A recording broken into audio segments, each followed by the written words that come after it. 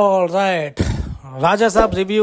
రివ్యూలోకి వెళ్ళే ముందు 3 సంవత్సరాలు 3 గంటల సినిమా, 3 హీరోయిన్లు, 1 హీరో, రెబల్ స్టార్ ప్రభాస్ గారు. స్టోరీ ఏం చూసి ఎంచుకున్నా నాకు తెలియదు సార్. ప్రభాస్ గారు అయితే మారుతి గారిని అమ్మాయి ఈ సినిమా అయితే చేశారని అనిపిస్తుంది. స్టోరీ ఏం చూడకుండానే సినిమా చేశారని అనిపిస్తుంది. సో సినిమా చూసిన తర్వాత నా ఒపీనియన్ ఏందిరా సామి, 3 సంవత్సరాలు మారుతిగా తీసింది ఇదే. విజువల్స్ బాగాలేవు, విజువల్ ఎఫెక్ట్స్ బాగాలేదు, 3 హీరోలు ఎందుకు నాకు తెలియదు, స్టోరీయే లేదు. నాకు ఇంట్రడక్షన్ ఒక్కటే నాకు బాగా నచ్చింది. ఒక్క ఇంట్రొడక్షన్ చెప్పాలంటే నేమ్ ప్లేట్ అనమాట, స్టార్టింగ్ ఇంట్రోకి నేమ్ ప్లేట్.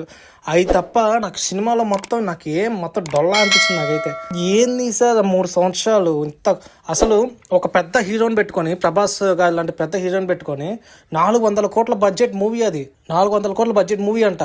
ఒక చిన్న సినిమాగా స్టార్ట్ అయ్యి మూవీ ఉండే కొంది ప్రభాస్ గారు అని చెప్పి పెద్ద హీరో అని చెప్పేసి ఆయన దగ్గరగా అన్ని ఫెసిలిటీస్ గట్టిగా ఉండాలా, విజువల్స్ బాగుండాలని చెప్పేసి పెంచి బడ్జెట్ కూడా పెంచేసి 400 కోట్లకి వెళ్ళింది.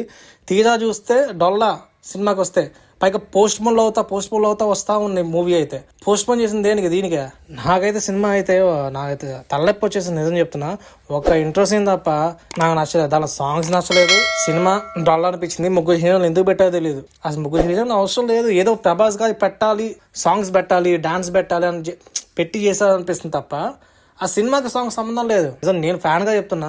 ప్రభాస్ గారు అన్నారు నేను కొంచెం ఫన్ మూవీ తీయాలి, అన్ని యాక్షన్ మూవీస్ అవుతుంది, కొంచెం రొమాంటిక్ కామెడీ మంచి ఫన్ మూవీ తీయాలి. సో మారుతి గారు అప్పుడే తగిలేదు ప్రభాస్ గారు చెప్పారు. సో ఆయన్ని నమ్మి సినిమా తీశారు, పోయింది అంతే.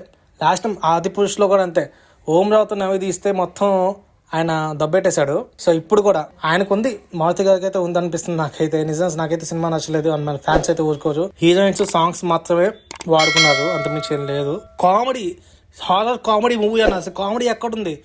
ప్రభాస్ గారు అంత కామెడీ చేస్తున్నా సరే అది ఫన్ అది రావట్లేదు. అసలు అంత పెద్ద హీరోని వాడు కూడా రానప్పుడు ఈ సినిమా తీయడం దేనికి? లిటరలీ అసలు ఫన్ కూడా జనరేట్ అవ్వలేదు. అసలు కామెడీ ఏమైందిరా అసలు, నిజం చెప్తున్నా.